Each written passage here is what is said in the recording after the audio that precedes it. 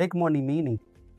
ECMO inasimama kwa oksijeni ya nje ya mwili, ambapo oksijeni kutoka kwa mishipa mikubwa ya shingo inatolewa na kuoksijenishwa katika mashine ya ECMO na kurudishwa mwilini.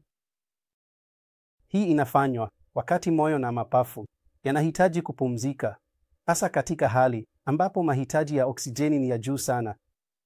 Licha ya uingizaji hewa wa mitambo, mahitaji ya oksijeni ni ya juu sana.